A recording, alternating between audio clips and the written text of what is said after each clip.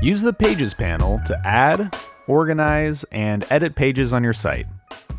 To access the Pages panel, log into your site and then select Website and Pages. Here you can add new pages, duplicate a page, reorder your existing pages, and disable or delete pages.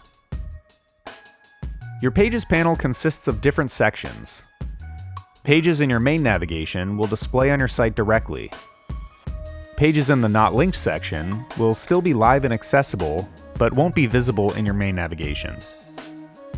Additionally, you may have a section for member sites if you have created a members-only portal.